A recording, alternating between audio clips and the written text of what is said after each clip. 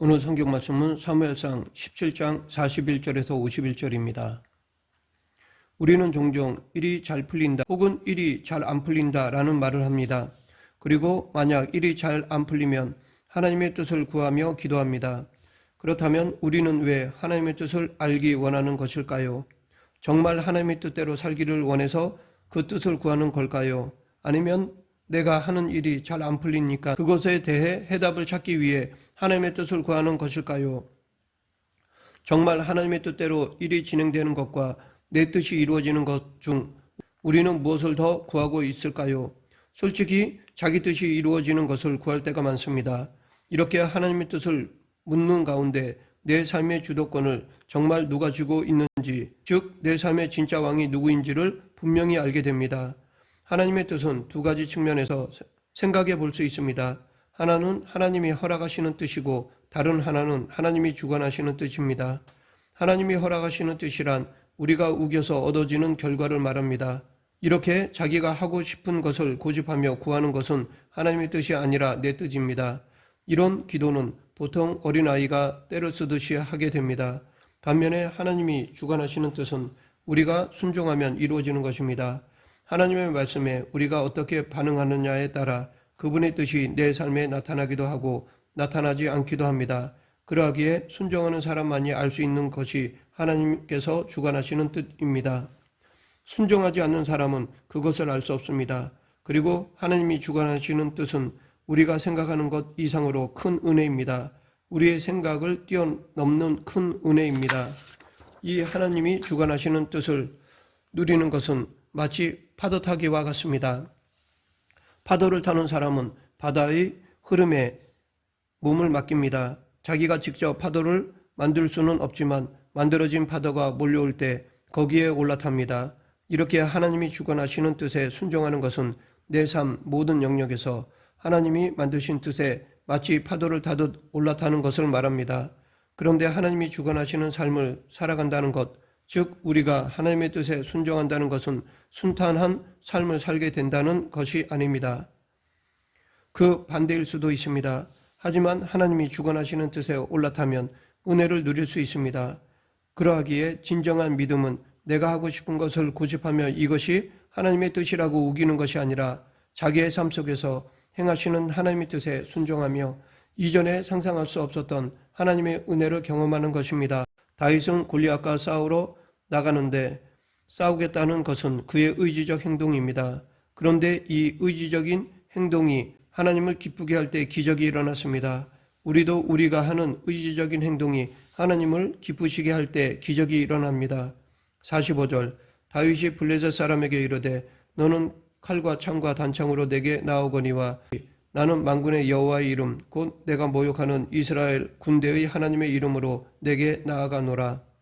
여기서 다윗은 골리앗에게 하나님의 이름으로 나아간다고 하였는데 바로 이것이 믿음입니다.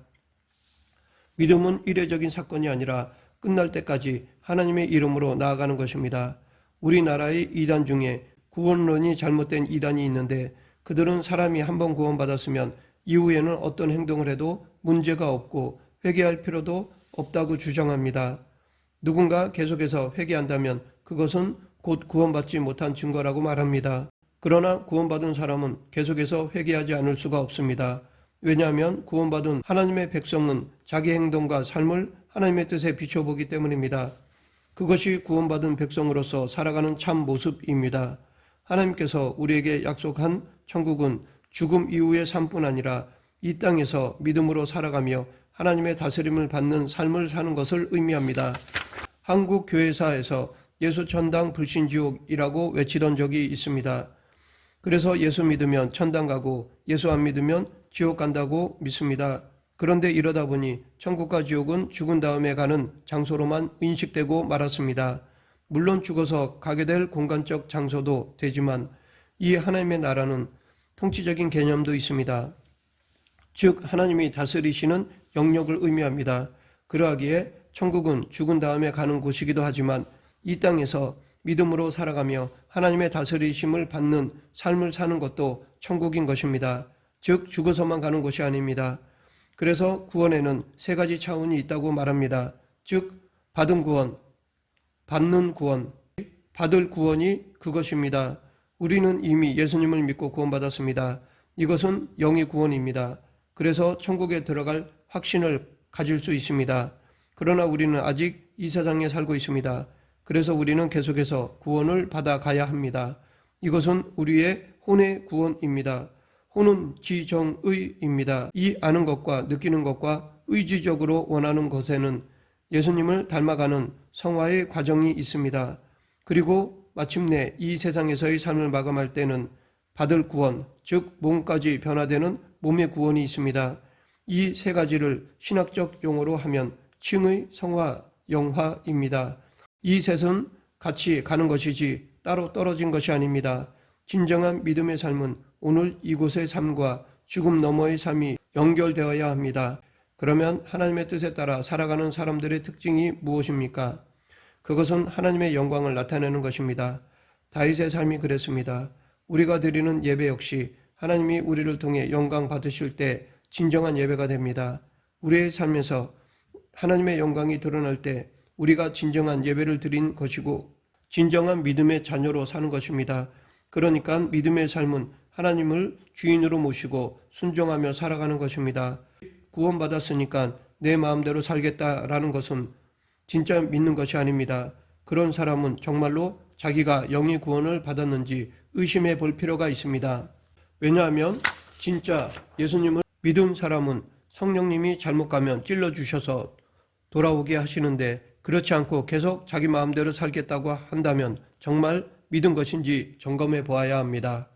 계속해서 오늘 본문 46, 47절 오늘 여호와께서 너를 내 손에 넘기시리니 내가 너를 쳐서 내 목을 베고 블레셋 군대의 시체를 오늘 공중의 새와 땅의 들짐승에게 주어 온 땅으로 이스라엘에 하나님이 계신 줄을 알게 하겠고 또 여호와의 구원하심이 칼과 창에 있지 아니함을 이 무리에게 알게 하리라. 전쟁은 여호와께 속한 것인즉 그가 너희를 우리 손에 넘기시리라. 이처럼 다윗의 믿음은 소년 시절부터 대단하였는데 사실 그가 역사적으로 위대한 왕으로 평가받은 이유는 따로 있습니다. 바로 자신의 실수와 잘못을 알았을 때 즉시 인정하고 돌이켜 하나님 앞에서 회개하는 것이었습니다. 사울 왕도 처음 하나님께 부름을 받았을 때는 겸손했지만 잘못했을 때 돌이키며 회개하지 않고 변명하기에 급급했고 오히려 자기를 드러내고자 하다가 망하였습니다. 다윗은 사울에 비하면 보잘것 없었지만 하나님의 뜻을 따라 살고자 했기에 하나님의 보호와 통치를 받아 놀라운 믿음의 사람이 될 수 있었습니다. 우리 중 완전한 사람은 없습니다. 그렇기 때문에 우리는 하나님의 뜻을 묻고 또 물어야 합니다. 사울처럼 하나님의 뜻이 아니라 내 뜻을 고집하면 회개할 수도 없고 하나님께 돌아갈 수도 없습니다. 그러나 다윗처럼 하나님의 뜻을 묻고 또 물을 때 우리는 언제든지 회개하고 하나님께로 돌아갈 수 있습니다. 다윗은 골리앗 앞에서 하나님이 오늘 너를 나의 손에 넘겨주실 것이다. 내 목을 베고 내 군대를 쳐서 그 시체가 공중의 새와 땅의 들짐승의 밥이 되게 하실 것이다 라고 하였습니다. 어떻게 소년이던 다윗이 장성한 거인 골리앗을 향해 이렇게 말할 수 있었을까요? 그는 결코 자기 능력을 믿었기 때문에 이렇게 한 것이 아닙니다. 자기를 통해 하나님께서 영광 받으실 줄 믿고 큰소리친 것입니다. 교회사를 보면 그야말로 더 이상 소망을 가질 수 없는 참담한 상황에서도 하나님의 사람들은 믿음으로 하나님이 이루실 일을 기대하였습니다. 이렇게 하나님의 뜻에 따라 살아가면 하나님이 우리를 통해 당신의 뜻을 이루시고 인도하실 줄로 믿는 것이 믿음입니다. 그런데 우리는 흔히 기도를 많이 하면 믿음이 좋은 줄로 생각하지만 꼭 그렇지는 않습니다. 쉬지 말고 기도하라 라는 데살로니가전서 5장 17절 말씀은 오랜 시간 동안 많이 기도하라는 의미가 아니라 하나님과 늘 함께 교제하라는 뜻입니다. 매일 새벽 기도하고 철야 기도하고 금식 기도하고 틈만 나면 기도하더라도 하나님과 교제하지 않는다면 그것은 종교적 행위를 한 것일 뿐이지 믿음의 성숙을 이룬 것이 아닙니다. 자기 신념에 따라 기도하거나 자기 욕심을 따라 기도하고 있다면 기도는 많이 하는데 하나님이 원하시는 삶은 전혀 살고 있지 않다면 그것은 믿음과 상관없는 기도입니다. 다윗은 지금까지도 이스라엘 사람들이 진정한 왕으로 꼽는 사람이며 많은 크리스천들이 믿음의 모델로 삼는 사랑입니다. 왜냐하면 다윗은 언제 어디서든 자기 삶의 자리에서 하나님의 임재를 선포했기 때문입니다. 오늘 본문 47절에서도 전쟁은 여호와께 속한 것인즉 그가 너희를 우리 손에 넘기시리라 라고 선포하였습니다. 그러나 다윗이 믿음을 가지고 물맷돌을 던졌더니 골리앗이 쓰러져 죽었다는 사실은 그렇게 낭만적인 이야기가 아닙니다. 4절부터 7절의 내용을 요즘 사용하는 단위로 환산하면 골리앗은 키가 2m 80에서 90 정도 되고 그의 몸을 두른 갑옷의 무게는 약 50kg이며 그가 든 놋 단창의 창날만 7kg 정도가 됩니다. 이스라엘의 용사로서 다른 사람보다 어깨 위나 더 컸던 사울도 감히 나서지 못할 만큼 골리앗은 엄청난 위압감을 주는 사람이었습니다. 그런 골리앗과 맞서 어린 다윗이 믿음으로 싸워 이겼다고 단순히 생각한다면 그것은 성경을 너무 쉽게 읽는 것이라 생각합니다. 다윗은 믿음만으로 나아간 것이 아니라 그에 걸맞는 실력도 갖춘 사람이었습니다.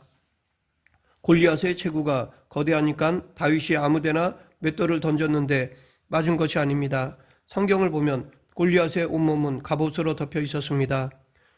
물맷돌을 아무리 기술적으로 세게 던져도 그 두꺼운 쇠갑옷을 뚫을 수는 없습니다. 그런데 다윗은 골리앗을 뒤덮은 갑옷이 가리지 못하는 유일한 지점을 주목했습니다. 그것은 바로 그의 얼굴이고 그것도 이마였습니다.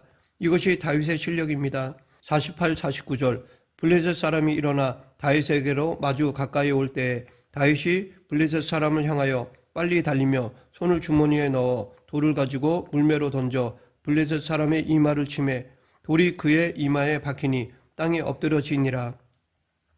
다윗은 그냥 가만히 서 있다가 골리앗을 향해 돌을 던진 것이 아닙니다. 그는 골리앗을 향해 힘차게 달려가면서 돌을 던졌습니다. 그런데도 정확히 명중했습니다. 다윗이 물맷돌을 다루는 실력이 어느 정도인지를 짐작할 수 있는 장면입니다. 다윗이 사울 앞에 가서 자기가 저 블레셋 사람과 싸우겠다고 하니까 처음에는 사울이 안 된다고 하였습니다. 그때 다윗은 사울에게 34절부터 37절에서 자기가 아버지의 양을 지킬 때 사자나 곰이 와서 양떼에서 새끼를 물어가면 그것을 치고 새끼를 건져내었고 그 맹수들이 덤비면 그 수염을 잡고 쳐 죽였다고 하였습니다. 그만큼 평소에 훈련이 되어 있다는 것을 밝혔습니다. 다윗은 자신이 싸울 때마다 하나님이 하늘에서 내려오셔서 대신 싸워주시고 기적이 일어났던 것이 아닙니다. 평소에 훈련한 물맷돌을 던져서 맹수의 급소를 정확히 맞춰 물리쳤던 것입니다. 이렇게 짐승을 상대로 평소에 싸우며 훈련하다 보니 골리앗의 이마도 맞출 수 있었던 것입니다. 다윗이 골리앗을 쓰러뜨린 사무엘상 17장 말씀을 보면서 우리가 주목해야 할 것은 어린 다윗이 골리앗과 싸워 이긴 기적만이 아닙니다. 그 실력을 쌓기 위해 평소에 열심히 훈련한 다윗의 믿음의 실력을 주목해야 합니다. 싸움이 있기 훨씬 전부터 하나님은 벌판에서 양을 치던 다윗을 훈련시키셨던 것입니다. 맹수들을 허용하시면서 실력을 갖추게 하신 것입니다. 오늘의 싸움을 위해 하나님께서는 미리 다윗을 준비시키셨고 마침내 때가 되어 다윗을 사용하신 것입니다. 이렇게 준비된 사람에게 강력한 믿음이 더해질 때 하나님의 역사가 일어납니다. 날마다 기도의 자리로 나아가는 우리의 믿음 위에다 믿음대로 살아가는 삶이 더해질 때 하나님의 역사가 일어납니다. 그리고 하나님은 그런 우리를 통해 영광을 받으십니다. 다윗은 맹목적인 믿음만을 외치며 전쟁에서 승리한 것이 아닙니다. 하나님의 계획 아래 살아오면서 신실한 믿음을 가지고 뛰어난 실력으로 무장하였습니다. 그리고 그러한 믿음을 바탕으로 하나님의 영광을 위해 나아갔기에 승리한 것입니다. 하나님은 우리 삶에 당신의 역사를 펼칠 계획을 갖고 계십니다. 하나님의 계획이 우리 삶에서 펼쳐지도록 우리는 준비된 사람이 되어야 합니다. 실력으로 무장한 믿음이 준비되어 있어야 합니다. 믿음 위에 실력이 더해져야 한다는 것입니다. 물론 이것은 하나님 편에서는 우리를 미리 훈련시키신다는 것입니다. 고난이나 역경, 어려움 등을 통해 미리 훈련시키십니다. 물맷돌은 골리앗이 갖고 있던 창과 검과 방패에 비하면 정말 보잘것없는 것입니다. 그러나 이 물맷돌이 하나님의 도구로 쓰임받자 놀라운 일이 일어났습니다. 골리앗은 엄청난 칼과 창을 들고 다윗 앞에 나왔지만 한 번도 사용하지 못하고 죽었습니다. 51절 다윗이 이같이 물매와 돌로 블레셋 사람을 이기고 그를 쳐 죽였으나 자기 손에는 칼이 없었더라. 다윗이 달려가서 블레셋 사람을 밟고 그의 칼을 그 칼집에서 빼내어 그 칼로 그를 죽이고 그의 머리를 베니 블레셋 사람들이 자기 용사의 죽음을 보고 도망하는지라. 여기서 알 수 있듯이 전쟁을 준비하는 분도 하나님이시고 그 전쟁에서 승리로 이끌 도구를 준비하시는 분도 하나님이십니다. 그러므로 열심히 기도하고 믿음의 실력을 쌓되 우리 자신이 하나님께서 사용하시는 물맷돌이 되어야 합니다. 동시에 잊지 말아야 할 것은 우리가 가진 실력이 아무리 좋아도 그것 자체가 하나님의 역사를 일으키지는 못한다는 것입니다. 그러나 하찮은 물맷돌이라도 하나님이 사용하시기만 하면 놀라운 역사를 일으키신다는 사실을 기억해야 하겠습니다. 말씀을 맺겠습니다. 다윗은 살면서 치명적인 실수도 저질렀고 돌이킬 수 없는 죄도 지었습니다. 그러나 다윗은 그런 중에도 끝까지 하나님을 붙들었습니다. 사울은 하나님의 부르심을 받았을 때의 첫 신앙을 잃어버리고 끝까지 하나님을 붙들지 않았기에 버림을 받았지만 다윗은 끝까지 하나님을 붙들었습니다. 하나님이 준비시킨 나의 물맷돌은 무엇입니까? 그것이 보잘것없다고 무시하지 말고 하나님이 준비시킨 물맷돌로 실력을 키워야 합니다. 우리 모두 세상을 향해 던져지는 하나님의 역사에 귀하게 쓰임받는 물맷돌이 되길 간절히 축원합니다. 기도하겠습니다. 사랑과 은혜가 풍성하신 하나님 아버지, 내가 아닌 나의 주인이신 하나님을 드러내는 복음의 통로로 살아가는 그리스도인이 되게 하여 주시옵소서. 예수님 이름으로 기도드립니다. 아멘.